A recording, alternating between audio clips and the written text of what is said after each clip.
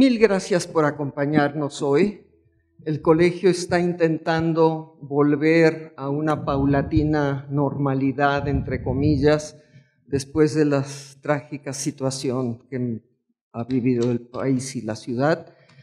Y como codirectora de la cátedra con el doctor Pérez Bejo, que ha preferido modesta y humildemente sentarse entre el público, y lo voy a acompañar en un momento, queremos agradecerle al doctor Joan María Tomàs por haber venido en estos momentos nada fáciles y no haber considerado ni siquiera la posibilidad de cancelar su viaje, sino venir solidariamente a ayudar a retomar las actividades en el mundo académico en el que estamos ahora insertos. De modo que, Joan María, muchísimas gracias.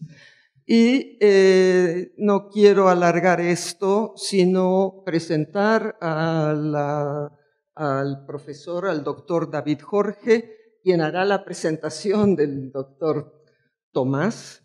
David Jorge es doctor en historia, especialista en la guerra de España o guerra civil para los demás que no sabemos, que no conocemos los matices.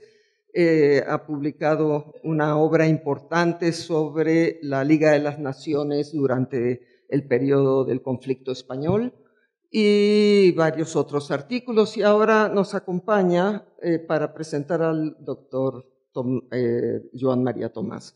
De modo que sin más y sin mucho preámbulo los dejo.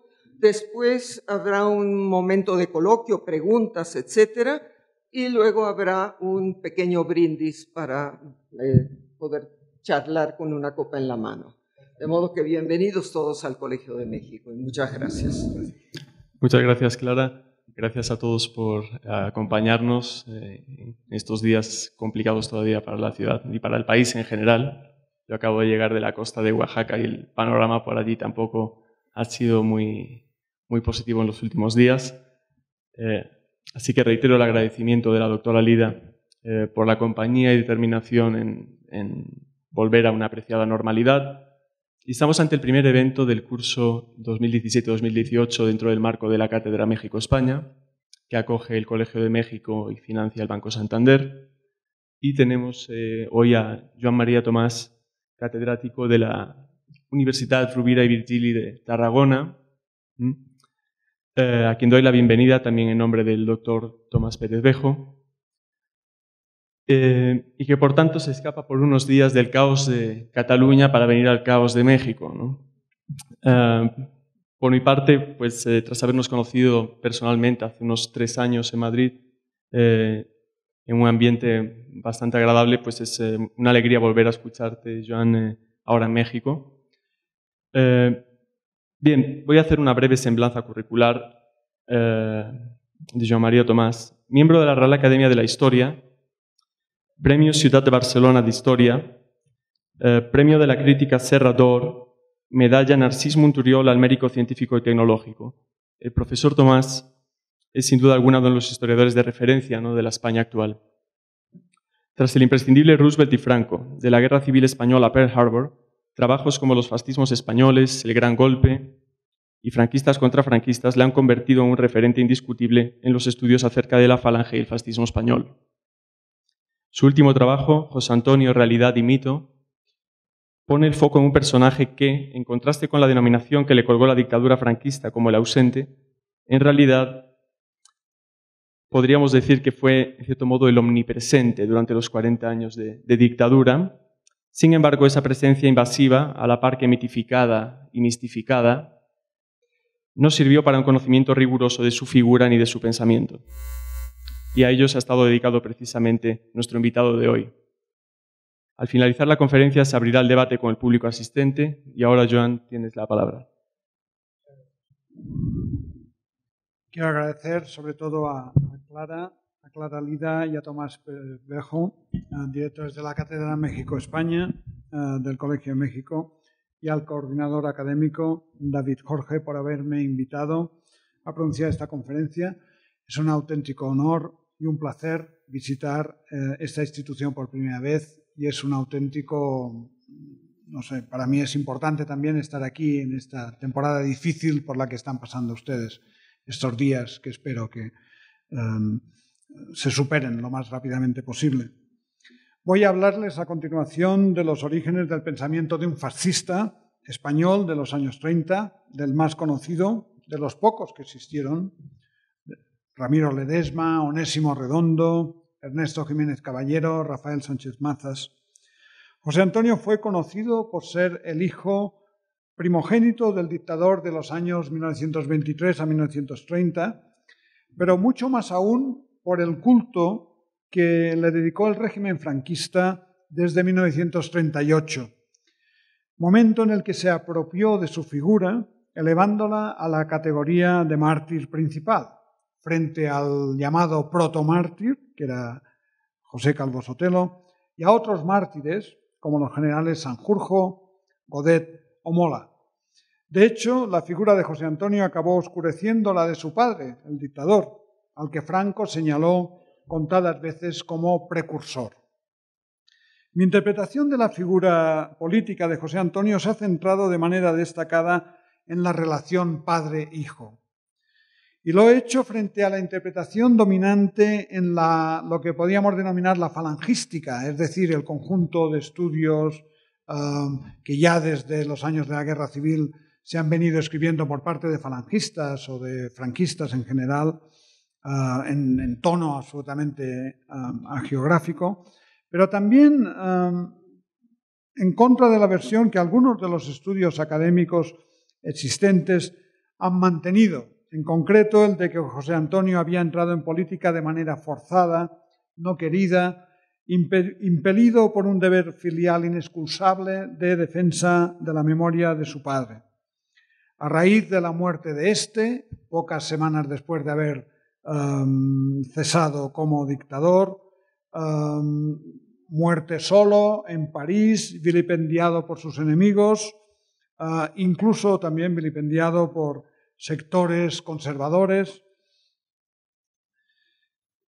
Y después, una vez ya muerto, siendo su régimen objeto de un proceso de responsabilidades políticas por parte de la Segunda República, ¿no? Desde mi punto de vista, yo creo que la figura de José Antonio tiene que explicarse más a partir del deseo, de su deseo, de emular y de superar a su padre, imbuido de su mismo mesianismo y convencido, a partir de 1933, de contar con la fórmula, el fascismo, necesaria para lograrlo. Y así, frente al autoritarismo e incompleta ruptura con el régimen liberal del padre, él propondrá el establecimiento de un régimen totalitario fascista. O frente a la oposición recibida por la dictadura desde fuera, es decir, desde la izquierda, desde los republicanos, desde los separatistas, pero también desde dentro, sectores conservadores reticentes a algunas de las reformas, José Antonio planteará la necesidad de establecer un nuevo régimen que signifique un corte radical con el sistema liberal democrático y también de corte nacional sindicalista que evite la revolución realizando reformas, pero cuestionando al tiempo aspectos del capitalismo, específicamente el capitalismo especulativo, financiero, y para crear un régimen corporativo. Por supuesto, José Antonio no es un anticapitalista, sino que pretende salvar el sistema, pero sí cree, como la mayoría de los fascistas, en la primacía de la política sobre la economía, que debe estar al servicio de aquella, ¿no? Propugna, José Antonio, siguiendo la doctrina fascista mussoliniana, un régimen de unidad, un fascio, ¿no? Una unidad, acabar con los partidos y acabar con la lucha de clases. No niega la lucha de clases, pero sí la necesidad de superarla por la vía de crear una nueva justicia social. Ese proyecto de unidad fascista es un proyecto ultranacionalista, es un proyecto imperialista, es un proyecto antiseparatista en contra de los nacionalismos periféricos, pero, y eso le distingue de otros sectores de la ultraderecha, sin negar la existencia de un nacionalismo catalán y respetando las características de Cataluña. Es también un proyecto antiliberal y antidemocrático, como decía, es un proyecto fundamentalmente antiizquierdista, convencido como está de la inminencia de una revolución comunista en España, pero queriendo captar sectores de las izquierdas para hacer creíble este proyecto nacional sindicalista. Y es también, y eso distinguiría el proyecto de otros de la extrema derecha, un proyecto anticonservador. Por otra parte, su padre juega un papel de contraejemplo, ¿no? Si el padre ha sido una persona deslenguada que ha hecho publicar por inserción obligatoria en la prensa unas notas absolutamente caóticas, mal escritas, reflejando sus pensamientos del momento, él cuidará muchísimo su lenguaje y generará unos textos que de tan cuidados que son a veces resultan incomprensibles si no se está iniciado en ese tipo de jerga, ¿no? Es también un hombre que intentará restablecer puentes con intelectuales, también con el contraejemplo de su padre, que ha desterrado a personas muy ilustres como Unamuno, como el hermano de Ortega y Gasset, Eduardo y tantos otros. Y es una persona que será capaz de rodearse de lo que se ha llamado una corte literaria, ¿no? Una serie de intelectuales, clasicistas, que buscaban un líder, lo encuentran, y José Antonio encuentra también una corte, ¿no? Para hacer creíble su nacionalsindicalismo, José Antonio intentará establecer puentes con la izquierda, se acercará al Partido Sindicalista, que es una escisión de la CNT precisamente para intervenir en política, con Ángel Pestaña al frente. Evidentemente Ángel Pestaña no le hará ningún caso. También sentirá una enorme fascinación por Indalecio Prieto, evidentemente fascinación no correspondida, pero que José Antonio piensa que Indalecio Prieto podría llegar a ser el Mussolini español, y también fascinación por Azaña, ¿no? En algunos momentos, ¿no? En tanto que ve en Azaña un nacionalista español. Todo eso me ha llevado en algún momento de mi biografía, aunque no creo que sea el momento de destacarlo, porque creo que es un tema, en todo caso, es un José Antonio que está muy soterrado debajo del José Antonio dominante, me ha llevado a pensar en un José Antonio abierto en algún momento a soluciones liberal-democráticas en dos momentos de su trayectoria, que en todo caso después ya trataríamos, ¿no? En todo caso, en su hacerse fascista, en su hacerse cada vez más fascista, se irá alejando del resto de las derechas, que en el año 1935 le llegarán a cortar su financiación, la financiación de los monárquicos alfonsinos, que consideraban a la Falange como poco más que una partida de la porra de los antimonárquicos, y eso le llevará a un colapso financiero al partido. Tendrá que ir directamente a hablar con Mussolini y conseguir una subvención que nuestro colega Ismael Saz descubrió hace ya algunos años, que se cobraba a través de la embajada italiana en París, ¿no?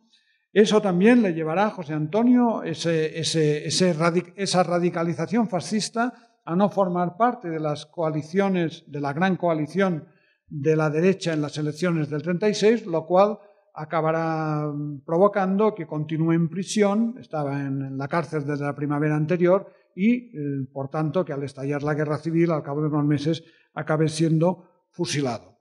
Este es el José Antonio en 4 líneas que les presento antes de entrar un poco más en detalle en su pensamiento, y quisiera hacer una distinción también. Eso es el José Antonio, eso es un proyecto, eso es una falange. Hay que distinguirla en parte de la falange de Franco, ¿no? Del momento en que, a partir de la unificación del 19 de abril de 1937, Franco se incauta de las dos grandes organizaciones que, a pesar de estar prohibida toda actuación política en la zona nacional o la España nacional en guerra, siguen existiendo porque tienen una gran capacidad de reclutamiento de tropas para los frentes, se incauta de las dos, crea un partido único del régimen a partir de prácticamente una mímesis, ¿no?, de la falange josé antoniana. Es una falange que participa destacadamente en una represión, que es una represión absolutamente aniquiladora del contrario, que tiene poco que ver con la represión selectiva que querían los fascistas españoles, que querían reprimir a una parte, a las élites, a los dirigentes izquierdistas, pero ser capaces de atraer a la masa.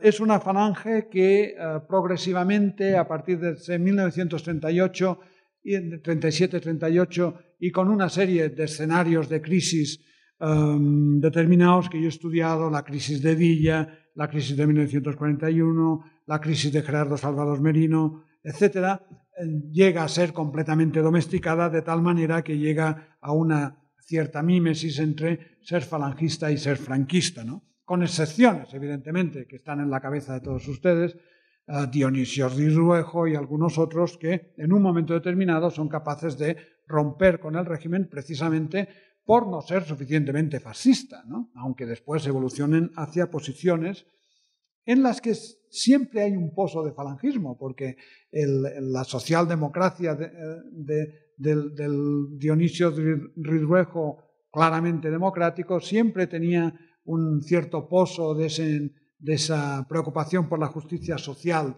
¿no?, de la falange originaria. En todo caso, entro ya a tratar del tema de los orígenes del pensamiento de José Antonio. En primer lugar, señalar que José Antonio no es autor de un corpus teórico nuevo, como se nos ha pretendido presentar por sus exégetas. Además, es un autor muy retórico, como les he dicho antes, lo que añade dificultades extras para discernir su pensamiento. Su doctrina, de hecho, es una mixtura de lecturas de filósofos, pensadores, historiadores y políticos diversos, con el resultado de una síntesis fuertemente dependiente de algunos de ellos, aunque también con algunas elaboraciones propias. De entre las lecturas que marcan el pensamiento político de Primo están las de filósofos o pensadores como destacadísimamente José Ortega y Gasset, y junto con él Eugenio d'Ors, Ramiro de Maeztu, Miguel de Unamuno, así como también del tradicionalista Víctor Pradera, de políticos como Mussolini, de teólogos cristianos como Santo Tomás de Aquino, de historiadores como Spengler y Berdiaev, de teóricos del derecho como Stammler y Kelsen, de pensadores políticos como Sorel y Marx, de camaradas como Ernesto Jiménez Caballero, Ramiro Ledesma y Rafael Sánchez Mazas, y también de regeneracionistas ante los males del sistema de la Restauración y tras el desastre del 98, como Ángel Ganivet y Joaquín Costa. También poetas y escritores como Rudyard Kipling y los krausistas. En cuanto a Ortega, él mismo lo reconoce. Dice José Antonio: no cabe duda que en Ortega están las raíces intelectuales de nuestra doctrina, en especial en ese postulado que yo estimo fundamental de la unidad de destino para situar firmemente nuestro movimiento ante los problemas de la realidad española y del futuro Estado. Ello resultaba, digo yo, en extremo reduccionista, dado que la influencia de Ortega sobre él fue mucho más lejos e incluía más campos como el posicionamiento irracionalista, el concepto de nación, aunque aquí de manera compartida con Eugenio d'Ors, Ramiro de Maeztu, Jiménez Caballero y Unamuno, la exaltación de las minorías y dentro de estas la de los hombres egregios y los valores aristocráticos. También el descubrimiento de la generación como fuerza motriz de la historia y las tesis sobre la decadencia de España.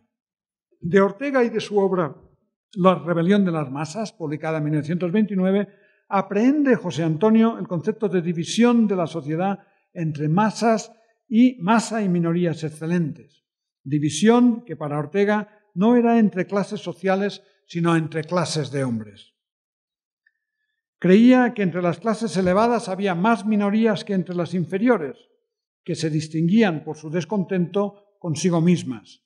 Descontento autocrítico que conllevaba la autoimposición de deberes para llegar a más y que impulsaba a sus miembros a cumplir una misión, otra palabra clave. Ello contrastaba con la autocomplacencia perezosa de la masa. Las minorías estaban formadas por hombres egregios, necesitados de entregarse a algo superior. y a encuadrar su vida en una disciplina que sirviese para el logro de algo trascendente. Sublimaban de esta manera su descontento por la vía de subordinarlo a un destino, otra palabra clave, a una misión que les trascendía y con la que llegaban a la forma más alta de la condición humana.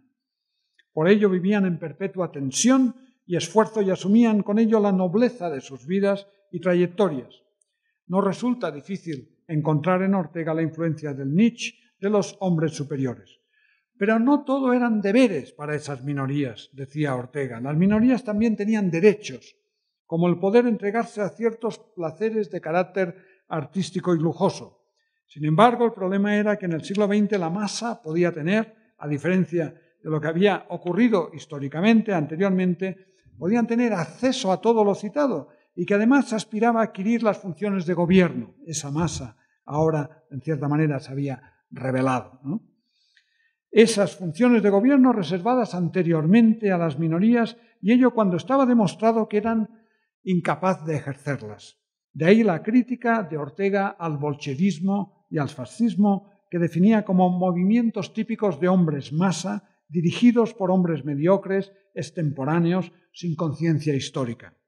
De la misma manera, la historia era para él una de tipo aristocrático, con minorías siempre en el poder, y para que las cosas funcionasen los hombres egregios debían dirigir y orientar a los vulgares, transmitirles sistemas de creencias y valores, debían gobernar, teniendo en cuenta una opinión pública, pero una opinión pública que no era más que el reflejo de lo anteriormente transmitido por la minoría a la masa.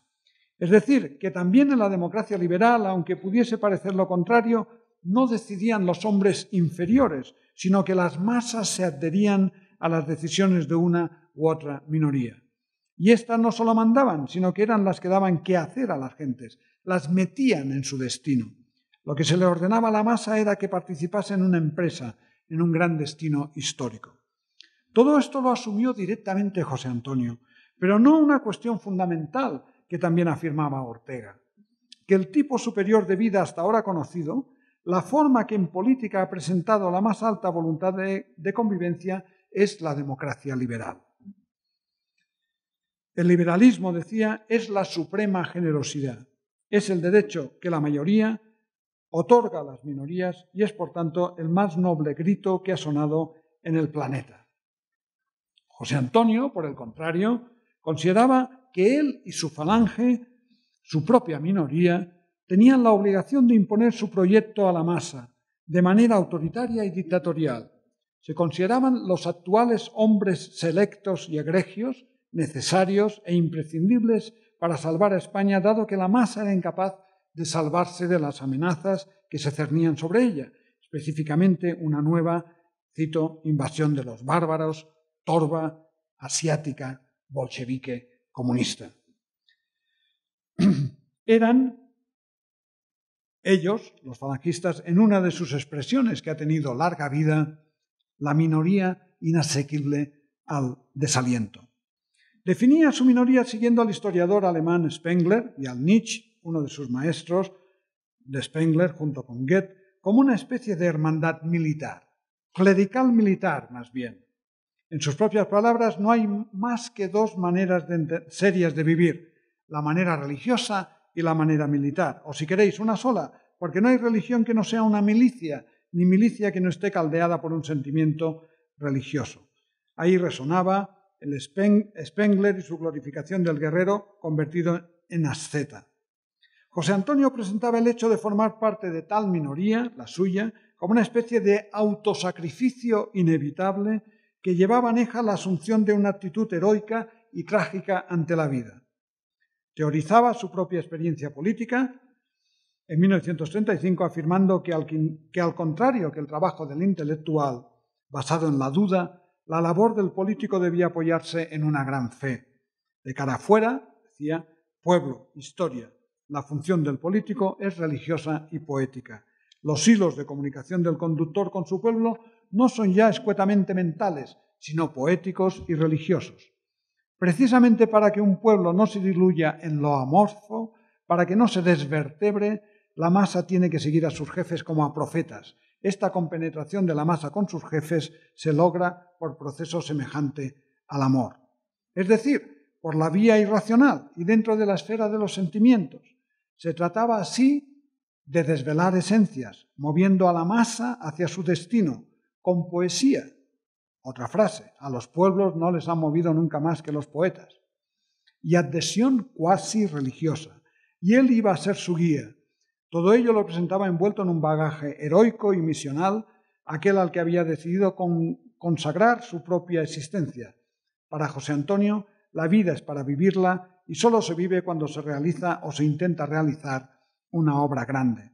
Resonaban ahí, de nuevo, ecos nietzscheanos llegados de la lectura directa del filósofo alemán, pero también a través de las de Ortega, Jiménez Caballero y Ledesma. Es decir, idealización de la aristocracia, glorificación de la autodisciplina, vocación de poderío, y en cierta manera amor al peligro. El seguimiento por José Antonio del pensamiento de Ortega en su análisis del papel histórico de la aristocracia le servía para explicarse su propia y personal actuación en política. Se mostraba crítico con el prototipo de señorito ocioso. Otra cosa muy diferente, según él, del señor o hidalgo auténtico. Aquel que habría hasta hace poco escrito las mejores páginas de nuestra historia, decía. Para él, el señor era tal señor porque era capaz de renunciar, es decir, dimitir privilegios, comodidades y placeres en homenaje a una alta idea de servicio. Nobleza obliga, es decir, nobleza exige. Bien al contrario, el señorito, al revés que el señor, cree que la posición social, en vez de obligar, releva del trabajo, de la abnegación y de la solidaridad con los demás mortales. Y aprovechando para reclamar su propia condición aristocrática, añadía, claro que entre los señoritos todavía hay muchos capaces de ser señores. Otra derivada de Ortega, aunque en mayor medida de Eugenio d'Ors, en José Antonio, es el antirrusonismo, anti-Jean-Jacques Rousseau, muy ligado al concepto de verdad. Para él, esta no era la de los demócratas, de los que, con Rousseau a la cabeza, decía, ponían a votación continuamente lo que era la verdad política. La verdad con mayúsculas que ya no estaba por encima de los hombres, sino que dependía en cada momento del voto. Postular la existencia de una verdad general proveniente del sufragio y después, en virtud de aquel, convertirla en voluntad de Estado, señalaba para José Antonio a Rousseau como formulador de una democracia simplemente de forma y no de contenido. Había de esta manera relativizado la verdad en tanto que categoría permanente de razón, desentendiéndose de categorías trascendentes y con ello había privado de toda exigencia ética a quienes integraban el Estado, no admitiendo ni legitimación histórica ni moral. Su resultado, el Estado liberal, además, estaba asegurando el libre juego de la economía y conduciendo a tal nivel de desigualdad, decía José Antonio, que había acabado generando lógica y justificadamente el surgimiento del socialismo. Frente a todo ello afirmaba, siguiendo a Santo Tomás de Aquino y a los neocantianos, que la verdadera democracia era la vida en común no sujeta a tiranía, pacífica, feliz y virtuosa, y debía estar fundamentada en la cualidad y no en la cantidad. Defendía una razón y una voluntad trascendentes, con mayúsculas, y superiores. La verdad, esa verdad, debía ser recobrada a toda costa, lo que iba a ser factible gracias a la Falange. Con ella se podría llegar a un nuevo orden superior de tipo fascista, a una repetición de ese otro orden que había representado la sociedad feudal clásica, teorizada por Santo Tomás de Aquino, paradigma de la unidad. También de Ortega, así como del propio Santo Tomás y de Eugenio d'Ors, provenía la concepción de José Antonio de la vida al servicio de un propósito y misión espirituales. Y de lo militar y ascético y lo misional derivaba, junto con la mímesis con los partidos fascistas italiano y alemán, la concepción de Falange no como un partido político al uso, sino como milicia, convenientemente dividida en oficiales y soldados, en su caso, jefes o jerarquías, y militantes. Unos jefes que, decía textualmente, siempre tenían la razón y que no se equivocaban, dadas sus capacidades interpretatorias de la verdad, con mayúscula. uniformados, con la camisa azul mahón, saludando, con el brazo en alto a la manera romana fascista, encuadrados en formaciones paramilitares, enarbolando banderas y guiones, cantando el himno cara al sol, coreando gritos, arriba España y otros, y rindiendo culto a los caídos, los presentes, al pasarse lista, como si de la diana o la retreta de un cuartel se tratase, presentes porque los muertos permanecían en servicio bajo los luceros, que significa bajo las estrellas, en terminología falangista. De ahí que los mítines falangistas, como los fascistas italianos o los nazis, contasen con una escenografía muy cuidada, presidida por consignas, la bandera del partido y las listas de caídos en la batalla, es decir, en la lucha callejera, escuadrista. En la cúpula se situaría, ya a partir del año 34 de su designación, el líder único, el jefe nacional, José Antonio, trasunto en su caso de un general o generalísimo, el que aceptaba, consentía y estimulaba su entronización como figura excelsa, cual héroe mitológico, por el momento para el consumo interno de la organización. Ya llegarían los tiempos del liderazgo de la nación. Un liderazgo que exigía obediencia ciega a los militantes, de los militantes a los jefes, que se orientaban por la verdad con mayúsculas, que sabían qué hacer en cada momento, todo ello envuelto y presentado a través de un metalenguaje propio atiborrado de metáforas.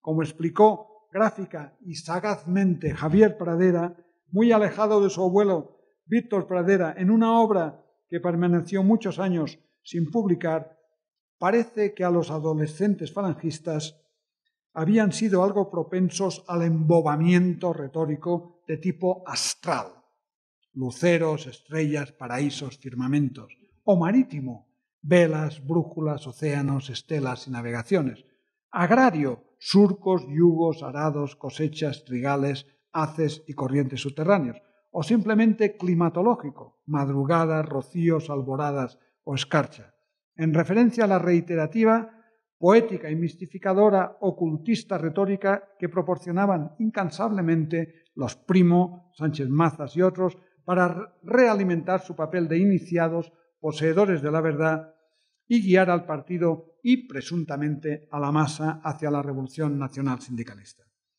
La cuestión de la minoría dirigente orteguiana reaparece parcialmente en el concepto de nación de José Antonio, si bien aquí aderezada tanto con la concepción imperial de Eugenio d'Ors como con las de Ramiro de Maeztu, Jiménez Caballero y aún con la de Miguel de Unamuno. La nación como unidad de destino en lo universal de José Antonio significa de hecho lo mismo y se parece nominalmente mucho, es de hecho mimética, a la comunidad de destino o la comunidad de destino histórico o la unidad profunda de destino histórico, expresiones todas ellas de Ortega, que tiene a su vez un fundamento en parte común con aspectos del pensamiento de Víctor Pradera. De la Ortega que no solo había escrito que la potencia verdaderamente sustantiva que impulsa y nutre el proceso de unidad nacional es siempre un dogma nacional, un proyecto sugestivo de vida en común. Repudiamos toda interpretación estática de la convivencia nacional y sepamos entenderla dinámicamente.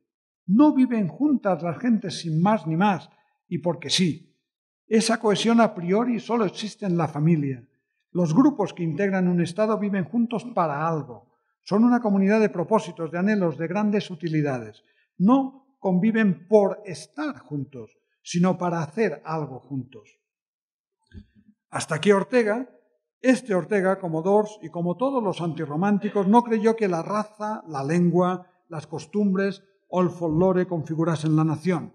Sí, en cambio, siguiendo a Renan, que la nación es un proyecto de convivencia en común, una nación generada por algunos estados modernos, no todos, que habían unificado los territorios feudales y ofrecían un proyecto compartido a sus súbditos que lo aceptaban. Tal proyecto lo planteaban las minorías rectoras. La lengua unificada u otros rasgos vendrían después, no antes. Es más, en La España invertebrada, publicada en 1922, siguiendo al historiador y jurista alemán Theodor Mommsen, afirmaba Ortega que las naciones son procesos de incorporación que históricamente han incluido, sojuzgado y usado la violencia en pro de un proyecto espiritualmente superior. Proyecto que no todos los estados tenían, sino tan solo aquellos poseedores de un genio, de un don divino, de un talento de carácter imperativo, un saber querer y un saber mandar, el de los pueblos creadores e imperiales. Tal era el caso, entre otros, del español, en cuyo núcleo se encontraba Castilla. Castilla identificada como crisol de España. Resuenan ahí los ecos de uno de sus maestros, Miguel de Unamuno, para quien el deber patriótico y aún más que patriótico, humano de Castilla es tratar de castellanizar a España y aún al mundo, ya que en Castilla reside lo auténticamente castizo de España. De la misma manera que en la lengua y en la literatura castellana residía el auténtico espíritu colectivo o Volksgeist del pueblo español. José Antonio tomó de Ortega el que la historia de toda nación, y sobre todo de toda nación latina, era un sistema de incorporación. También tomó de Víctor Pradera,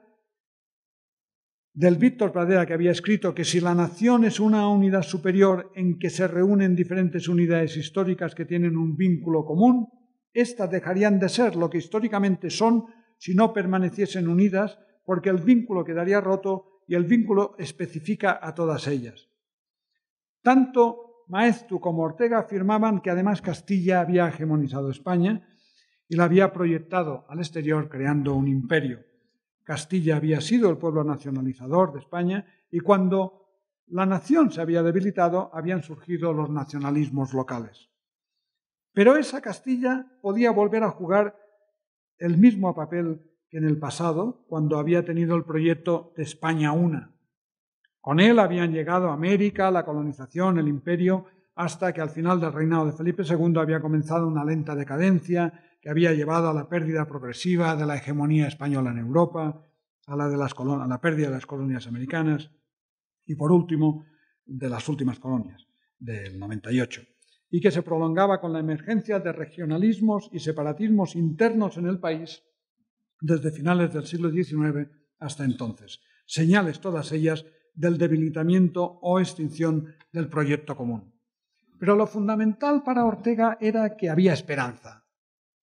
Se estaba en una edad moderna en declive, con un siglo XX decadente que afectaba también a los estados nacionales dominantes en el mundo, lo que paradójicamente significaba que se abrían oportunidades para los estados ahora menores, como era España.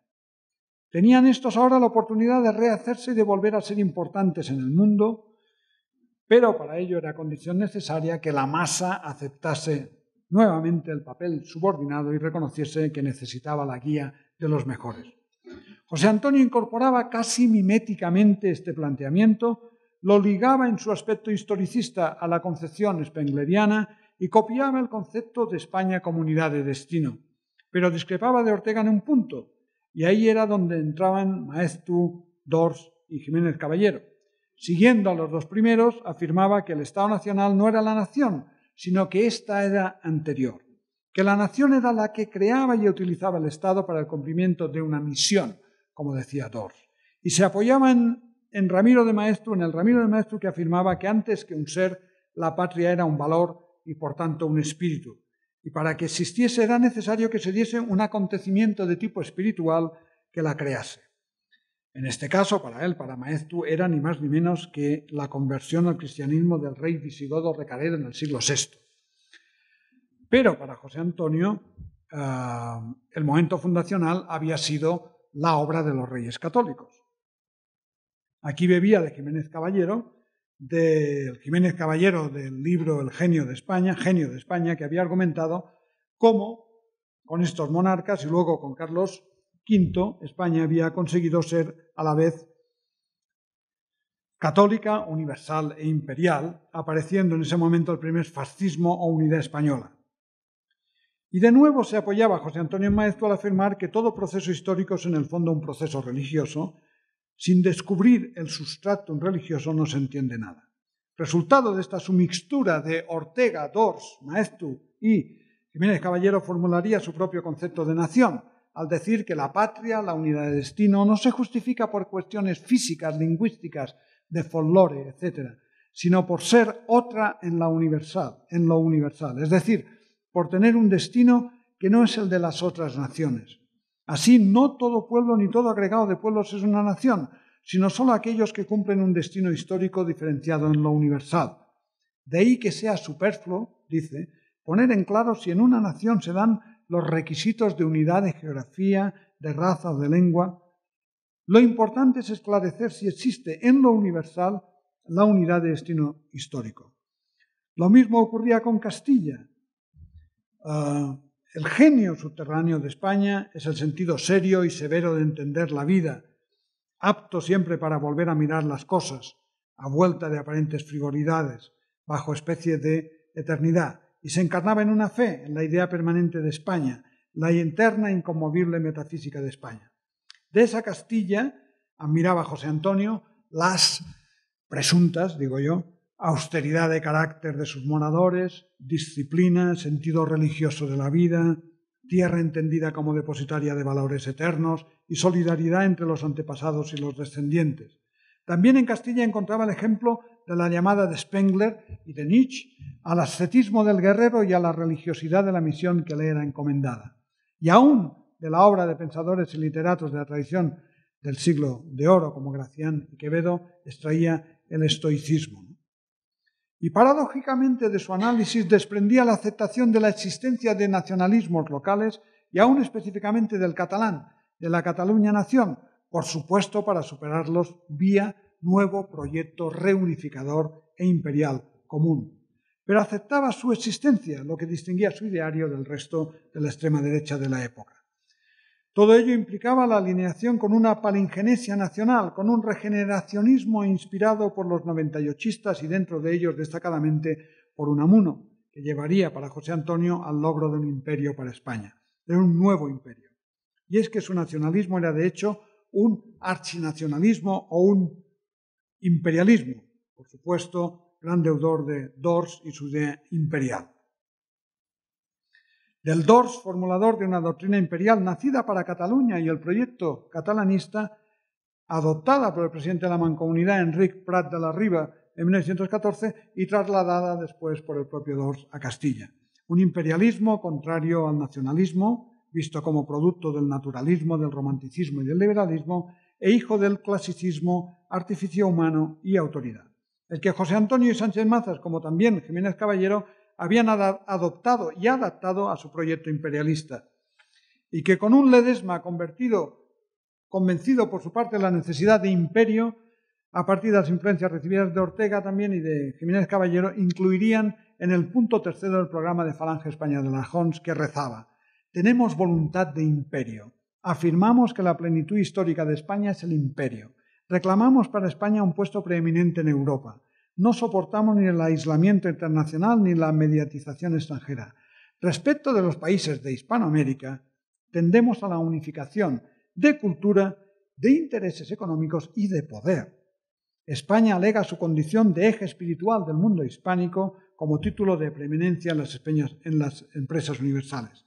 Imperio, o sea, imperialismo con respecto de Hispanoamérica, que incluía unificación de poder, con mayúsculas, aunque primero había que unificar espiritualmente la nación, anulando los nacionalismos particularistas catalán y vasco, y suscitando la nueva misión también común. Después, y en el seno de una Europa y de un mundo que estarían ya cambiando gracias a los estados fascistas existentes y emergentes en Alemania e Italia, y que lograrían cambiar más, debían pensar con esa Europa, con nueva irrupción de otros nuevos estados fascistas como España, el Estado español haría su contribución mediante unas potentes fuerzas armadas. Ese era el imperio en el que luchaban José Antonio y Falange. Trascendía el imperio cultural de Eugeni d'Ors y era llevado a conquistas y o reconquistas, ¿no? Es decir, que la voluntad de José Antonio de lograr un imperio era consustancial con su abrazo del fascismo, como lo era en los casos italiano y alemán. Otra cosa es que al no concretarlo en sus escritos hayamos, yo también me incluyo en ese mismo error, tendido a la mayoría de los historiadores a no concederle mayor importancia o a considerar la reivindicación imperial falangista como algo simplemente culturalista, de un imperio cultural. Y es que hizo frecuentes referencias a la voluntad de imperio de los falangistas, pero muchas menos a sus aspiraciones concretas. El segundo gran tema josé antoniano, junto con el tema nacional, es el tema social, ¿no? Ya voy acabando. Su preocupación por la justicia social, la necesidad de resolverlo a través del fascismo. Aquí parte de la concepción tanto del sindicalismo revolucionario de Georges Sorel y sus reflexiones sobre la violence como de Marx. De un Sorel glorificador del poder sindical y del nacionalismo, y de un Marx a quien reconocía que sus previsiones de concentración del capital y de proletarización de las masas se estaban cumpliendo. Y si bien distinguía el pensamiento del alemán de la realidad del comunismo realmente existente en la URSS, no negaba lo que aquel había analizado y planteaba sobre la proletarización y la explotación de los trabajadores por el capital. Se hacía de esta manera necesario, para él, para Primo, resolver el problema social para lograr el renacimiento de España. De ahí la necesidad de la revolución nacional sindicalista, un nacionalsindicalismo que con la aportación de Ledesma y otros camaradas se plasmaba en 6 de los 27 puntos del programa falangista de 1964 referidos a la nueva organización económica del Estado, que incluían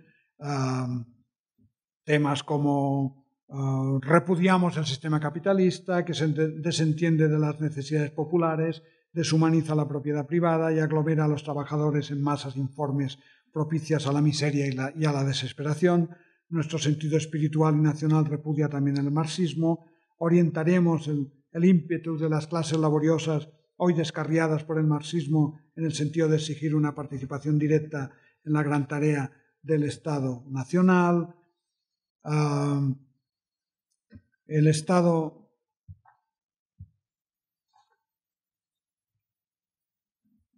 nacional sindicalista no se inhibirá cruelmente de las luchas económicas entre los hombres. Nuestro régimen hará radicalmente imposible la lucha de clases, por cuanto todos los que cooperan a la producción constituyen en él una unidad orgánica. El Estado reconocerá la propiedad privada como medio lícito para el cumplimiento de los fines individuales, familiares y sociales y la protegerá, pero defenderemos la tendencia a la nacionalización del servicio de banca y mediante las corporaciones a la de los grandes servicios públicos.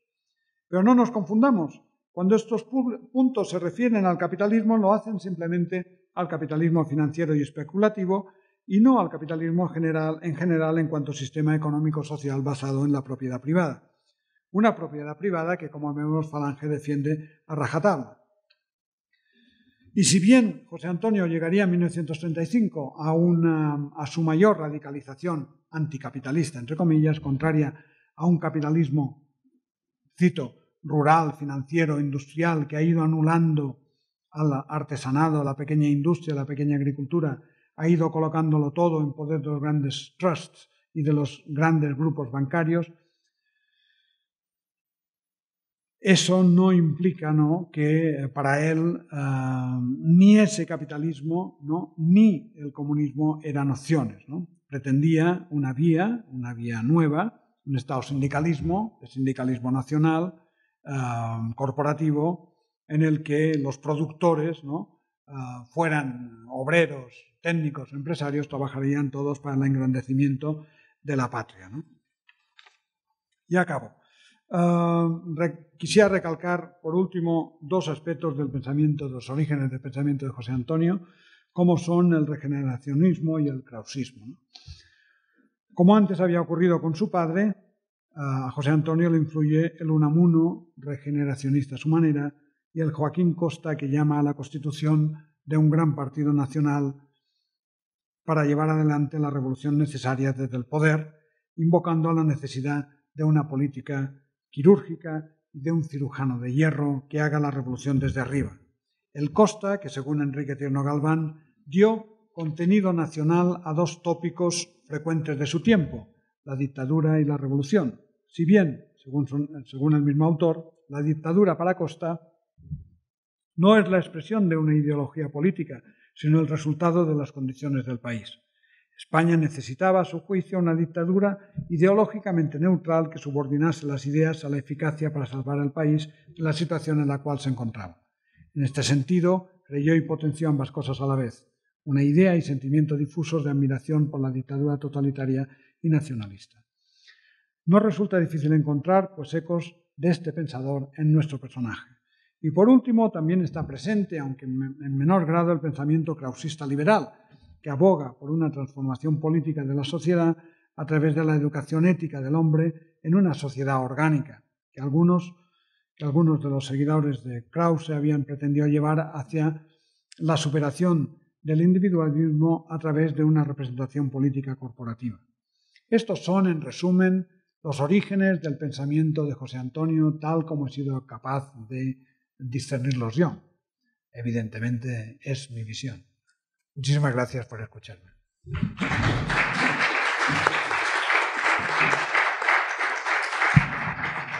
Muchas gracias, Joan. Abrimos entonces el debate al público.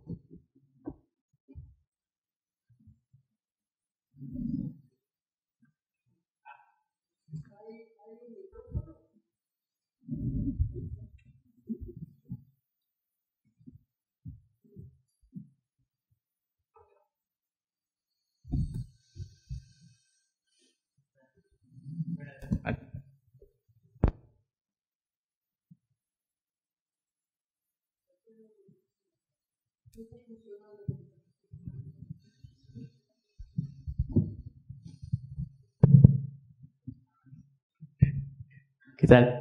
Buenas tardes. Mi duda es sobre si Primo de Rivera retomó el pensamiento neocatólico, bueno, si tiene alguna influencia de los neocatólicos.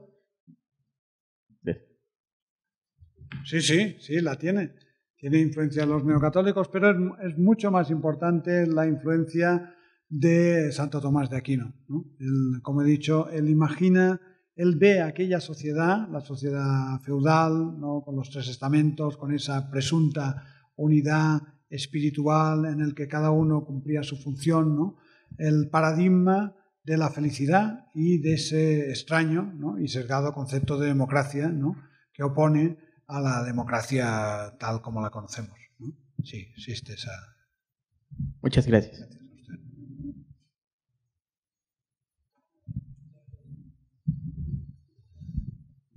Gracias. Bueno, yo tengo 2 preguntas. Una, ¿sería posible decir de una forma así fácil, rápida, qué quedó del pensamiento de José Antonio en la época franquista y qué no? O sea, comparar la falange de José Antonio con la de Franco. A lo mejor de una forma muy simplista, los 2 puntos que has nombrado, ¿no? La idea de la nación imperial quizá quedó más que la idea social, no lo sé. Y luego, otra pregunta, perdón por la ignorancia, pero yo escuché mucho esto del movimiento en la época franquista. ¿Eso tiene algo que ver con...? O sea, en algún momento José Antonio llega a hablar de movimiento. ¿Cuál es la relación con la falange? Ya digo que a lo mejor estoy metiendo la pata, no tiene nada que ver, pero son cosas que me suenan, ¿no? Gracias. Sí. Gracias por sus preguntas. Bueno, gracias por esta conferencia, Joan María. Escuchando los orígenes intelectuales de José Antonio y cómo él va reinterpretando a sus, a quienes influyen en él sobre todo, mi sensación a medida que te oía era que hay poca originalidad en el pensamiento de José Antonio desde el punto de vista de una puesta al día o por lo menos una reflexión nueva respecto de lo que estaban diciendo y haciendo muchos de los del 98 y sus epígonos, Ortega, etc. En ese sentido, parecería que si no hubiera habido una guerra civil, José Antonio hubiera sido un poco como un epígono de los epígonos del 98 y de ahí no hubiera pasado. Pero hay otro José Antonio, el de la organización, el de la violencia revolucionaria, el hombre que predica la dialéctica de las pistolas, en fin. Ese José Antonio no lo has mencionado y sin embargo nutre fundamentalmente no solo el pensamiento político de él, sino la acción política de él y de su grupo. Me gustaría un poco escucharte hablar de ese aspecto que de alguna manera, de qué se nutre y en qué se inspira, porque no parecería nutrirse ni de un Ortega ni de un Maeztu, desde luego, pero más sí tal vez de un Mussolini, de las organizaciones que había formado su padre anteriormente, los somatenes, etcétera. Es decir, un hombre que tiene mucha conciencia de la organización política y la violencia política como parte de la organización. En ese sentido me gustaría, si pudieras ampliar un poco más. ¿Juntamos alguna pregunta más? Tal vez mejor dejamos que conteste esta ronda y sumamos luego otras. Muy bien, en cuanto a sus preguntas, muchas gracias. El tema del movimiento nacional, José Antonio lo cita, movimiento nacional, y de hecho es un tema, es una expresión bastante recurrente, incluso en la época de la dictadura de Primo de Rivera. Después el régimen franquista se lo apropia durante la Guerra Civil, y hay un tercer elemento que es el partido único, Falange Española Tradicionalista de las Jons, en un momento determinado, a partir de 1957, si no recuerdo mal, pasa a utilizar oficialmente la expresión movimiento nacional, ¿no?, en lugar de Feti de las Jons. Solo queda Feti de las Jons en las matrículas de los coches del partido, ¿no?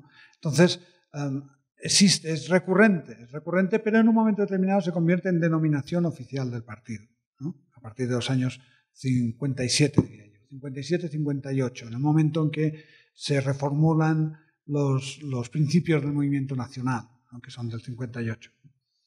En cuanto a lo que quedó del pensamiento de José Antonio en el régimen de Franco, pues curiosamente Franco se apropia del personaje, ¿no?, pero se apropia hasta cierto punto, porque así como yo veo el régimen de Franco es como una gran coalición autoritaria, ¿no?, como un gran bloque político y social franquista que tiene diversos componentes, en momentos un equilibrio no fácil, ¿no?, y que en momentos estallan crisis políticas internas muy importantes que historiográficamente no se les ha dedicado seguramente mucha atención, ¿no?, pero que son muy importantes, ¿no?, y en las cuales Franco juega un papel de árbitro nada desdeñable, por otra parte, ¿no?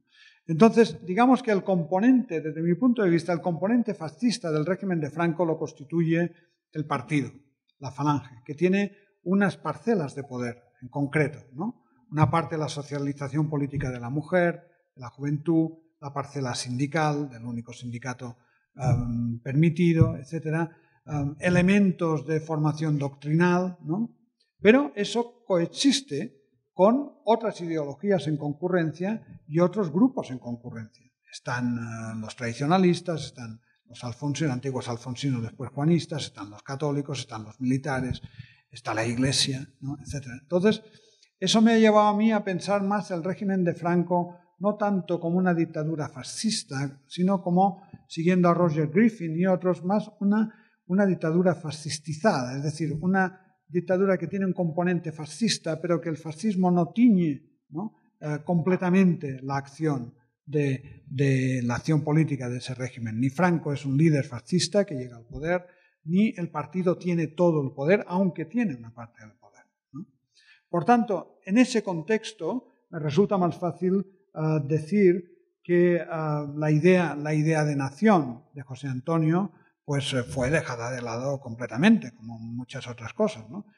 Es verdad que la Falange, a través de la sección femenina, etcétera, estimula mucho, digamos, las características regionales, pero sí, a partir de que es una unidad, España es diversa y el folclore, etcétera, tiene que cultivarse porque todo es español, ¿no? Pero la idea del respeto, por ejemplo, por la lengua catalana como lengua que podía ser, por ejemplo, un vehículo de expresión, por supuesto, ya no hablemos de expresión de enseñanza pública o de uso público, pero sí un vehículo, lo cual habría sido impensable incluso para José Antonio, pero sí en cuanto a expresión literaria, todo eso el régimen tiene una política muy titubeante, primero lo prohíbe y después, a partir de los años 60, va tolerando, ¿no?, que vayan saliendo literatura en catalán, canción en catalán, etcétera, etcétera, sometida a una censura, como lo es sometido todo, ¿no? Por tanto, la idea de nación se adopta solo en la medida en que España es una unidad de destino, pero no se llega más lejos en donde se podría haber llegado, por ejemplo, en el respeto por el catalán o el vasco como lenguas literarias, cosa que, por ejemplo, los falangistas intentaron hacer, Redruejo y compañía, inspirado por los falangistas catalanes durante la Guerra Civil al entrar en Barcelona, ¿no? Dijeron, bueno, nosotros venimos aquí a instaurar la lengua que tiene que ser la lengua única para todos, pero Cataluña es España. Por tanto, también tenemos que respetar algunas de sus características regionales, desposeyéndolas de todo contenido político, ¿no? Todo eso el régimen lo dejó bastante de lado y tuvo más bien una no política, tuvo una política represora al principio y después una especie de tolerancia, ¿no?, que hizo que a partir de los años 60 pues podíamos comprar libros escritos en catalán, como podíamos comprar a partir de los años de la Ley de Fraga libros de marxismo, de anarquismo en España, ¿no? Por tanto, ahí hay una cierta evolución, pero más como tolerancia. En cuanto a la idea social también, la idea joseantoniana de que realmente los sindicatos lleguen a ser el eje, ¿no?, en la que se aplique una política nacional sindicalista, en la que la plusvalía llegue a canalizarse hacia ahí, evidentemente todo esto queda completamente orillado, ¿no?, y lo que tenemos es un régimen capitalista que pasa por diferentes fases, que tiene algunos elementos de política social, por ejemplo, una política de alquileres bajos, etcétera, etcétera, pero los mismos falangistas, los pocos falangistas críticos decían, bueno, a este paso, ¿no?, con puntos por enfermedad y con puntos por hijos y con esas medidas sociales tan pobres, pues vamos a tardar 100 años en llegar al nacionalsindicalismo, ¿no? Por tanto, ahí se orilla toda la parte del proyecto nacional sindicalista de los falangistas, digamos, de la primera etapa. En cuanto a tus reflexiones, completamente de acuerdo, profesora Lida. Evidentemente, yo me he centrado mucho, estaba muy centrado en el tema de los orígenes intelectuales y he dejado toda esta cuestión. ¿Cuáles son, de dónde bebe esa parte tan importante de José Antonio de la práctica escuadrista de su organización, la glorificación de la violencia, etcétera? Pues viene tanto de Nietzsche, ¿no?, viene de Mussolini, viene de los nazis, viene del pensamiento fascista en general, y la práctica es una práctica que él ha vivido durante la dictadura y que es corriente entre la extrema derecha española de los años 20 y 30, ¿no?, en una etapa que algunos han hablado de militarización o brutalización de la política, en el que la violencia estaba muy presente. Las técnicas de violencia fascista son muy copiadas de Italia, ¿no? Los ataques escuadristas, el uso del aceite de ricino como purgas para enemigos y para propios, etc. Todo esto viene de la escuela fascista italiana. Y igualmente la glorificación de la violencia del fascismo. Yo creo que es de ahí, ¿no?, donde él aprende a justificar todo esto, la necesidad, ¿no? Y una práctica que él después se escudará, que a él le cuesta incluso personalmente aceptar, ¿no? Personalmente tiene hasta cierta repugnancia al principio en el uso de la violencia. De hecho, en la historia de Falange, la ingenuidad de José Antonio y los falangistas de creer que si creaban un partido pues iba a ser aceptado por los demás sin violencia, se encontró con una violencia dirigida contra los falangistas por parte de las izquierdas. Las juventudes socialistas, las juventudes comunistas, los primeros muertos fueron falangistas. Y José Antonio se retuvo las represalias durante unos meses, de tal manera que los medios de derecha le acusaban de franciscanismo más que de falangismo, ¿no? Hasta que en un momento determinado empezó a autorizar las represalias, ¿no? Ya que hablamos del personaje, acoto esta cuestión, hay una inicial reticencia a la autorización del uso de la violencia, pero después ya una aceptación aunque él frene algunos atentados importantes, ¿no? En algún momento frena algunos atentados porque le parece que tienen un efecto contrario a lo que quiere hacer, ¿no? A lo que quiere llegar a conseguir. Por tanto, yendo por ahí también, si me permites la ampliación, diría que también el concepto de guerra civil es un tema complejo en José Antonio. En momentos habla de la necesidad de hacer lo que sea, ¿no? Dar un golpe, por supuesto.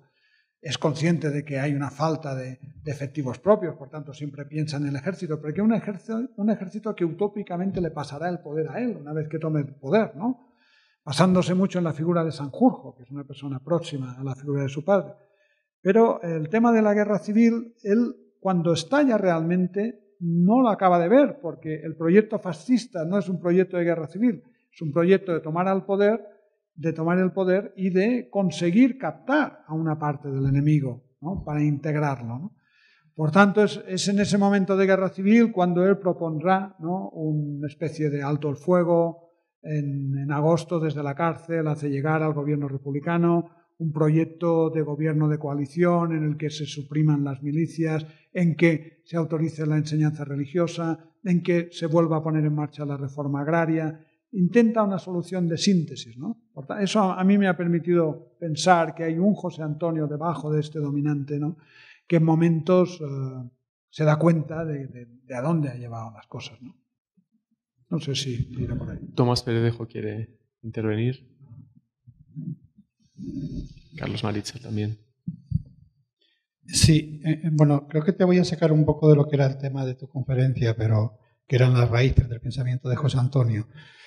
Yo creo que nos has explicado muy bien, digamos, las relaciones de José Antonio con lo que serían sus padres intelectuales, hasta sus tatarabuelos, digamos, hasta Tomás de Aquino, ¿no? Pero no has hablado nada de las relaciones intelectuales que mantiene José Antonio con sus iguales, es decir, en un momento de especial efervescencia intelectual en el mundo de los años 20-30 españoles. ¿Qué ocurre de las relaciones de José Antonio con grupos que no son Unamuno, que no son Ortega, que forman un poco, son la generación un poco anterior a la suya? ¿Cuáles son las relaciones con esta gente? Carlos Marichal.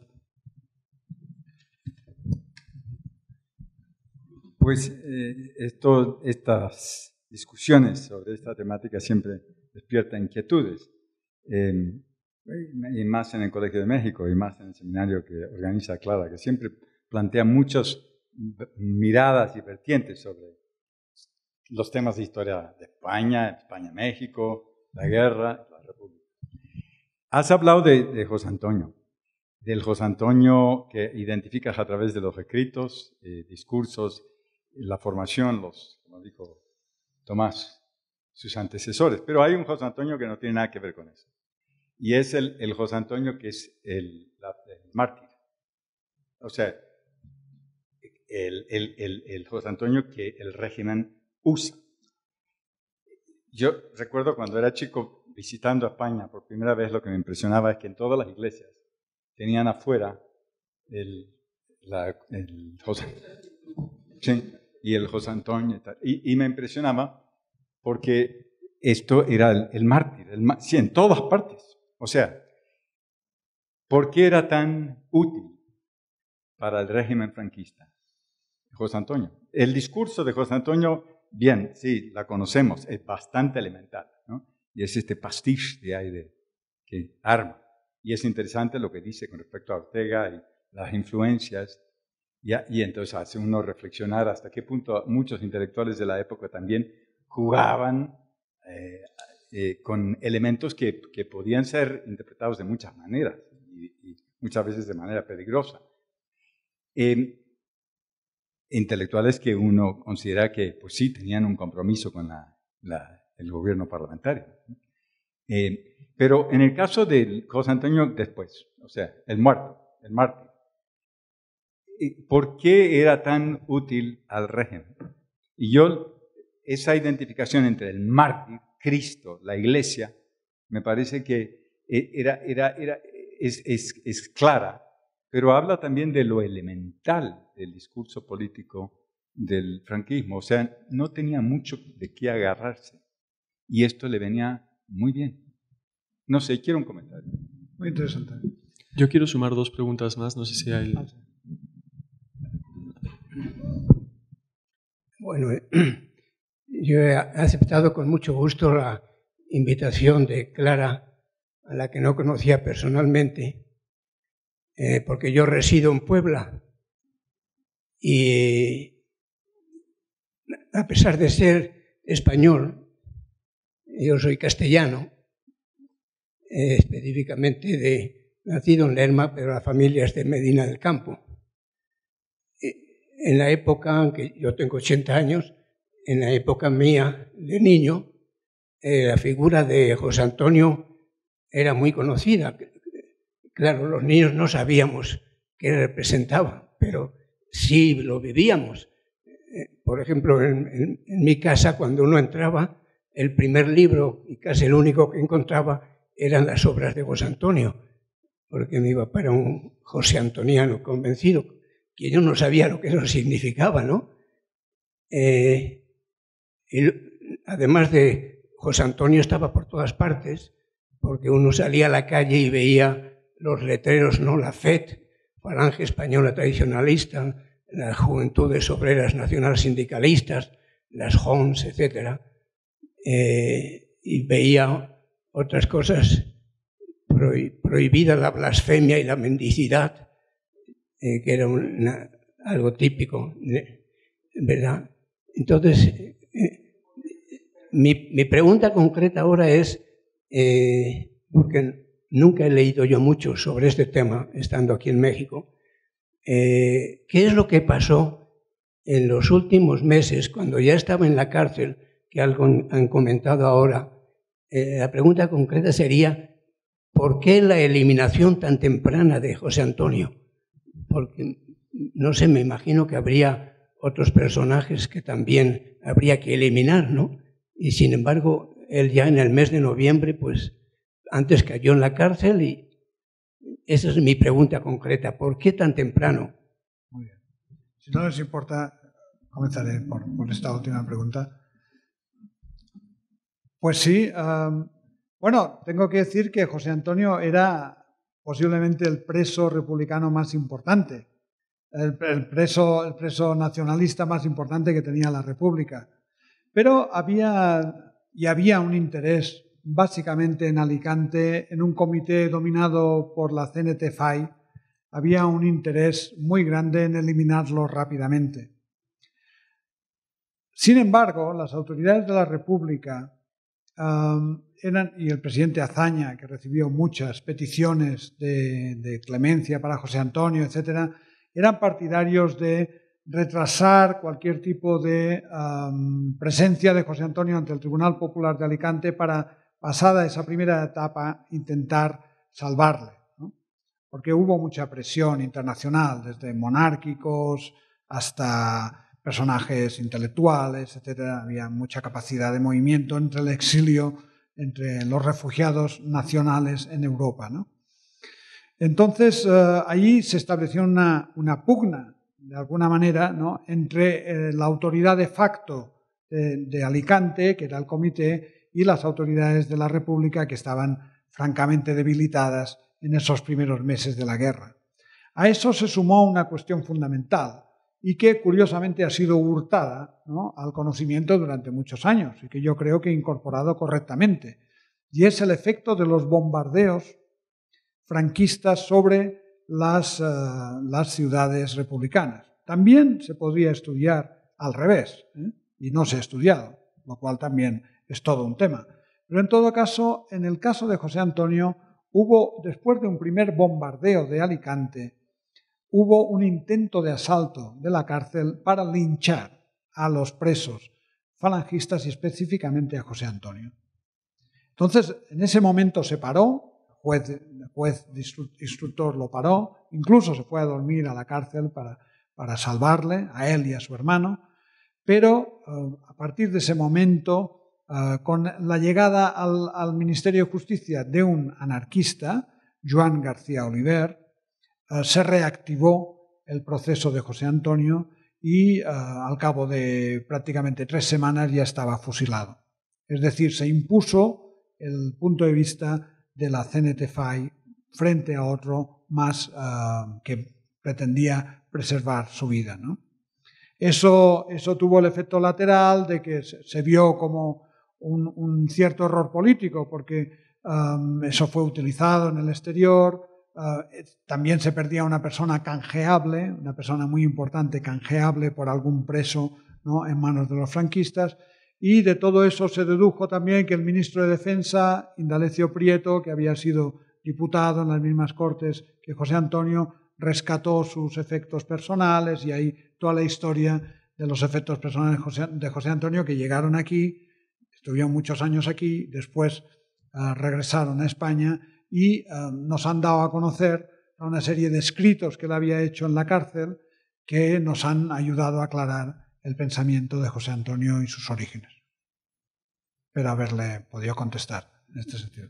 Con respecto a lo que decías, Tomás, de las relaciones con iguales, tengo que decir que en aquella época, en ese Madrid, ¿no?, había muchos cenáculos intelectuales en los que se coincidían, ¿no?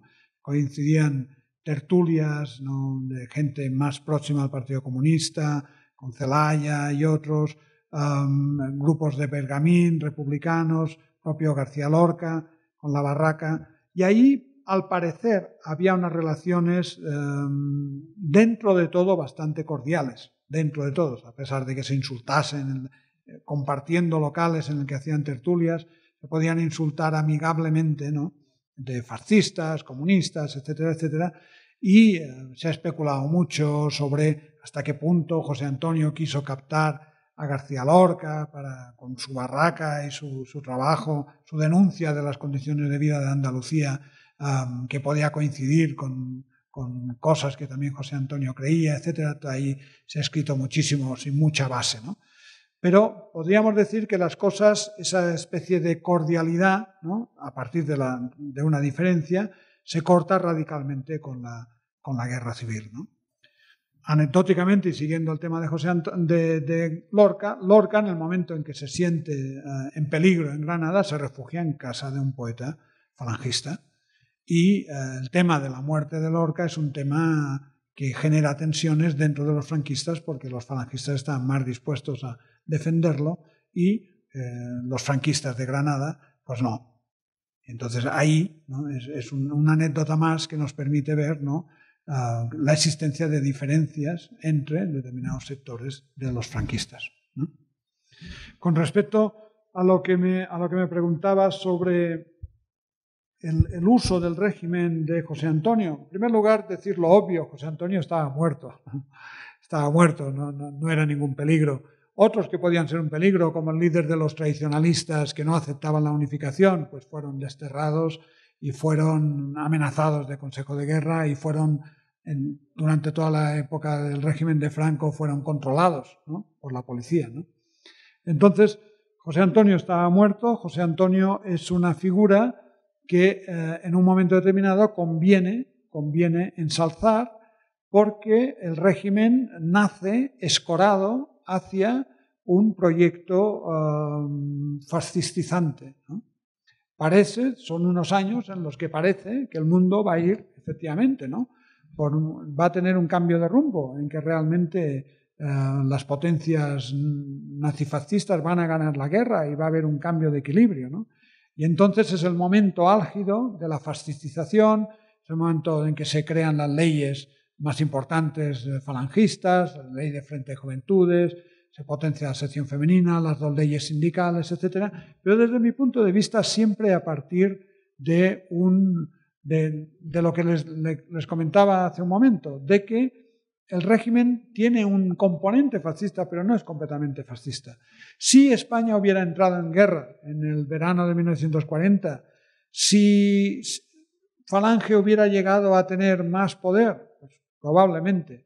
Que hubiera llegado a ser un régimen completamente fascista, no lo sabemos, ¿no? Probablemente no. En todo caso, Hitler nunca potenció a los fascistas locales, siempre potenció a los Quisling y otros, al Horthy y tal, que no eran precisamente los fascistas locales. No lo sabemos, pero se potencia en un momento, en una coyuntura histórica determinada, ¿no? Y en un régimen que nace, su primera ley fundamental es el decreto de unificación. antes de tener cualquier otra ley, la primera ley es el decreto de unificación. Y la unificación no es una unificación, es una absorción de los falangistas, pero a partir de la adopción casi mimética de la estructura del partido, del programa del partido, que de 27 puntos solo se le recorta uno, el 26, que decía precisamente los falangistas pactarán poco porque queremos llegar solos al poder, y eso era absurdo mantenerlo, ¿no? Entonces, a partir de ahí se establece también, claro, las cosas varían, las coyunturas cambian, a partir del año 42-43 las cosas cambian, a partir del 45 hay un cambio brutal. El componente fascista de Falange no desaparece, de hecho la Falange, el movimiento nacional, no desaparece hasta abril de 1977, ¿no? Es decir, 2 meses antes de las primeras elecciones democráticas, pero a partir del año 45 hay un oscurecimiento del componente fascista del régimen. Se opta por la vía católica, literalmente desaparece el cargo de ministro secretario general del movimiento, desaparece el saludo fascista fuera del partido, los presupuestos del partido se camuflan dentro de otras partidas, los coros y danzas de sección femenina cuando salen al exterior ya no se llaman coros y danzas de sección femenina de Falange, sino coros y danzas hispánicos, etc., ¿no? Ahí se siguen bastante las coyunturas y entonces queda siempre, desde mi punto de vista, queda siempre ese componente fascista que está ahí y que, en teoría, sigue pensando en una revolución que cada vez más se convierte en una revolución pendiente, tan pendiente que no llega nunca, ¿no? Entonces, y también se da esa mímesis cada vez más clara entre franquismo y falangismo, ¿no? Ahora bien, eso es una cosa y el proyecto de José Antonio es otra. Eso también hay que dejarlo claro. Hay algunas personas y era además una cosa bastante corriente, como rito de paso dentro de las juventudes del partido, ¿no? El Frente de Juventudes, cuando conocían la parte que les dejaban conocer de la doctrina josé-antoniana, pues eran radicales, etcétera, pero después, con el paso de los años, cuando optaban a cargos en el partido remunerados o de funcionarios del Estado, iban dejando como un rito de paso juvenil, ¿no?, esa radicalidad, ¿no?, y pasaban a ser, pues, franco-falangistas, ¿no? No sé si la reflexión le sirve. Bien, tomo yo la palabra para unas preguntas breves. Has hecho una referencia a los efectos personales de José Antonio y entendí que llegan aquí a México. Deduzco entonces que a bordo de Elvita. ¿Por qué media Indalecio Prieto para la obtención de esos efectos personales de José Antonio en prisión? ¿Los llevó Prieto? Lo desconozco. No, los llevó Prieto y estuvieron aquí mucho tiempo en una caja fuerte. Y en un momento determinado, tras la muerte de Prieto, su albacea testamentario fue a ver al único descendiente de José Antonio, varón, el hijo del hermano pequeño de José Antonio, Fernando Primo de Rivera y Urquijo, y le entregó esa maleta. Esa maleta existe aún, se conserva, está desde la ropa que usaba en prisión hasta los escritos. También has mencionado que José Antonio era una figura canjeable. De hecho, se intenta un canje con el hijo de Largo Caballero, que Largo Caballero va a rechazar, alegando que no sería justificable que se intercambiase a un preso político tan importante como José Antonio Primo de Rivera por el hijo del primer ministro. Entonces es él quien rechaza ese canje. No se sabe nada más que eso, no existe documentación al respecto. Y junto a algunos intentos de canje hay también algunos intentos de liberación de José Antonio por la fuerza, ¿no?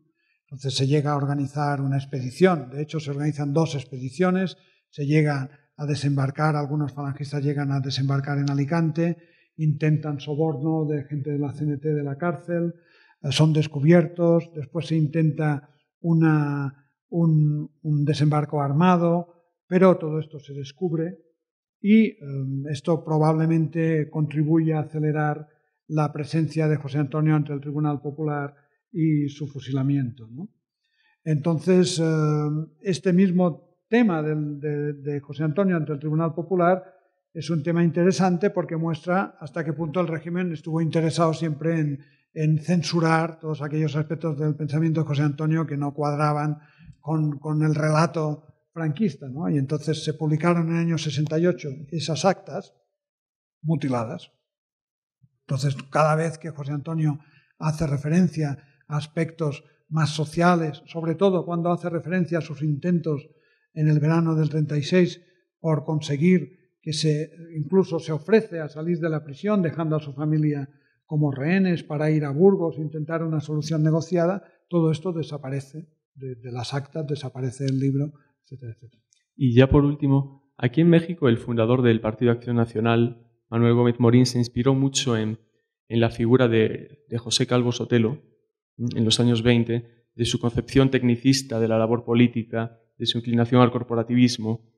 Yo desconozco si José Antonio Primo de Rivera y Gómez Morín se conocieron durante el viaje a España, pero algunos de los fragmentos que tú citabas podrían estar perfectamente sacados de un librito muy pequeño de Gómez Morín que se llama, creo que España Fiel o algo así, que publicó regresando de este viaje por México, cuando hablas de la austeridad de Castilla, ¿no? Es el alzamiento de Castilla, pues parece tomado literalmente de Gómez Morín. Insisto, desconozco si se llegaron a conocer, pero sí veo elementos muy, muy comunes entre las figuras de Gómez Morín y José Antonio Primo de Rivera, pese a que Gómez Morín siempre, cuanto menos, mencionó como su gran inspirador a José Calvo Sotelo, ¿no? Y ahora le doy otra vuelta. ¿Cuál era la relación entre José Antonio Primo de Rivera y José Calvo Sotelo, que había sido ministro tan importante de Hacienda durante la dictadura de su padre? La relación era malísima. La relación era malísima porque Calvo Sotelo, después de estar exiliado en Francia para evitar el proceso de responsabilidades, consiguió ser elegido diputado y por tanto pudo regresar tras las elecciones de noviembre del 33 a España y allí en Francia había leído muchos textos de fascistas y pretendió ingresar en el partido, en Falange. Entonces José Antonio lo vetó, contrariamente al criterio tanto de Ruiz de Alda como de Ledesma Ramos, ¿no? Que creían que realmente era un activo muy positivo. Pero José Antonio lo vetó por cuestiones personales, fundamentalmente porque no quería una persona que le pudiese disputar el poder, y en segundo lugar por animadversión que le tenía porque creía que Calvo Sotelo no había defendido suficientemente la figura de su padre en el exilio, ¿no? Entonces, probablemente esta influencia de Calvo Sotelo a la que te refieres y que es interesante, muy interesante y que desconocía, que sería interesante explorar, se refiere al programa del artefacto que creó Calvo Sotelo, que se le creó por parte del Partido Renovación Española al regresar a España para crearle una plataforma que se llamó el Bloque Nacional, ¿no? Entonces el Bloque Nacional tenía un programa, ¿no?, de una España autoritaria, y a veces se ha dicho por parte de algunos que lo que realmente acabó siendo el régimen de Franco se parecía más, ¿no?, al proyecto del Bloque Nacional que por supuesto no al proyecto nacional sindicalista originario de Calvo Sotelo. Hay otra pregunta. Sí. En todo esto no hemos visto mucho a un José Antonio, la relación de José Antonio con Franco durante los meses anteriores al lanzamiento. Y en ese sentido me pregunto hasta dónde no se ha puesto a José Antonio como una figura un poco aséptica respecto del lanzamiento, puesto que en algún momento conspiraron juntos. Y ahí ha habido se ha insistido poco en ese aspecto de José Antonio conspirando con los conspiradores contra la República. ¿Podrías decirnos algo? No tanto en este aspecto que sí se ha tratado, como en lo que decías al principio de tu intervención, de la relación José Antonio Franco. Se ha hecho poco porque era muy mala relación, muy mala relación. En dos momentos José Antonio se acercó a Franco, pensando que Franco podía ser ese militar joven que podía dar el golpe y entregarle después el poder a él, porque él era el político, y se encontró con un Franco absolutamente cauteloso, que se quería mojar, etcétera, etcétera, y tenían un vínculo común. Por tanto, los encuentros fueron fáciles porque uno de los amigos personales, que no políticos, ¿no?, de José Antonio era Serrano, Ramón Serrano Suñer, y que era, como sabes bien, concuñado de Franco, ¿no? Entonces el canal estaba abierto. En algún momento también Franco intentó presentarse a las elecciones, en la repetición de elecciones de Cuenca después de febrero del 36, que era también una vía que se intentaba para poder sacar a José Antonio de la cárcel. Entonces se pidió a Franco que se retirase. Eso contribuyó también a la animadversión entre ambos personajes.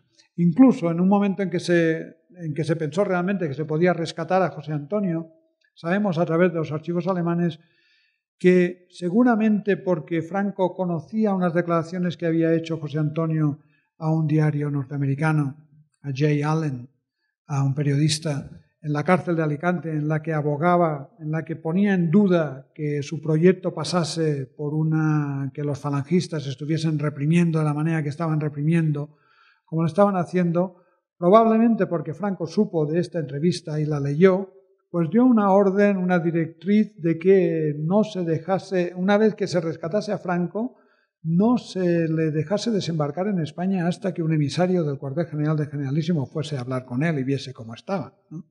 Entonces, la relación era compleja y para José Antonio Franco era el antimilitar que él creía que la gente cómo tenían que ser. Él creía sobre todo en capitanes, jóvenes tenientes, capitanes muy patriotas y al mismo tiempo con un proyecto realmente reformista, ¿no? Interesados en la justicia social.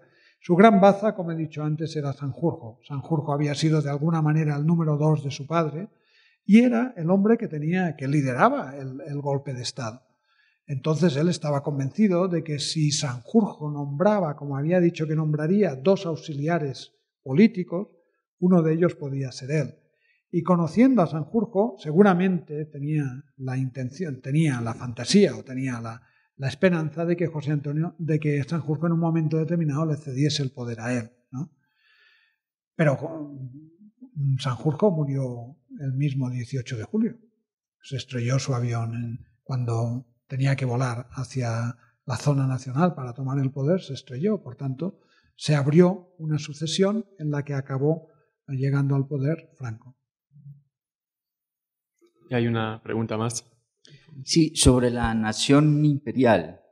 Me pareció entender que en José Antonio esa nación imperial incluso iba más allá o tenía una connotación territorial, incluso más allá del postulado de Maestu, de esta idea de un imperio espiritual de España en América, que caló mucho en las élites conservadoras latinoamericanas, en Gómez Morín, por ejemplo, a su manera en Vasconcelos, en Colombia esto caló mucho.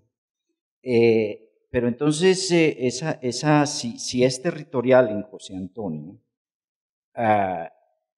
pues a lo mejor frente a los nacionalismos internos, a lo mejor frente a Ceuta y Melilla, pero más allá no creo. Si nos pudieras explicar un poco más esa idea de imperio territorial español en José Antonio. Sí, la verdad es que es un tema muy poco conocido. Es un tema muy poco conocido de José Antonio porque él no se prodigó escribiendo sobre ello, ¿no? Conocemos más testimonios de personas, otros falangistas que hablaron con él del tema y que él les dio sus ideas, más que textos, ¿no? Excepto el punto del programa de los 27 puntos que les he leído. Entonces, al parecer, José Antonio pensaba en una recuperación, no sabemos exactamente a qué nivel, ¿no? Pero una recuperación de poder, ¿no? Con respecto de Latinoamérica, de Hispanoamérica, ¿no? En algún momento dijo, yo creo que la capital de ese nuevo imperio español tiene que ser Lisboa. La bandera del nuevo imperio español tiene que ser la bandera catalana, porque es la bandera más antigua y es la bandera de la que proviene la española. Y el mundo al que tenemos que abarcar es el mundo hispanoamericano y, si es posible, latinoamericano. Parece que pensaba en estos términos.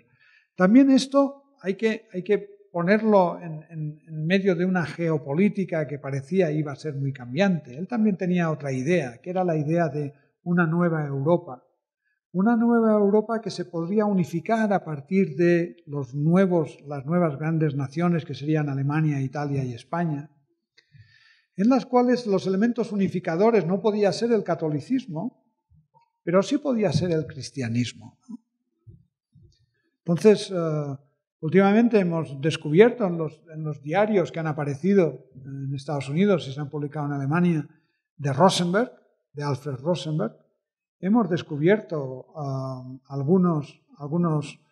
algunas confidencias que le habría hecho José Antonio en una visita a Hitler y a él en el año 34, en el que habla del problema que supone el papado, de la necesidad tal vez de rehacer el papado a partir de Toledo, ¿no? Es decir, que realmente son cosas que hacen pensar mucho hasta qué punto todo esto son fantasías, pero al parecer, ¿no?, hay todo un entramado que también se basa mucho en una concepción que hemos conocido a partir de algunos de los escritos que estaban en la maleta, ¿no? Como un artículo que se llama Germánicos contra bereberes, en el cual reivindica mucho a los godos frente a los bereberes, ¿no? El mundo cristiano, ¿no?, que proviene de Europa, de las invasiones, frente al mundo islámico, en el cual distingue una élite árabe pequeña de una masa bereber, ¿no? Y ahí enlaza todo esto, ¿no?, insólitamente con el liberalismo, con todos aquellos que son antiespañoles en este sentido, ¿no? Y después con el rusonismo, etcétera, etcétera. Por tanto, al parecer hay todo un universo de pensamiento, ¿no?, geopolítico que, al no estar reflejado en sus, por otra parte, cuantiosísimas obras, ¿no?, que el propio partido unificado se dedicó a publicar, ¿no?, esas obras completas que usted vio en su casa en ese formato pequeño, ¿no?, pero que es muy, muy extenso.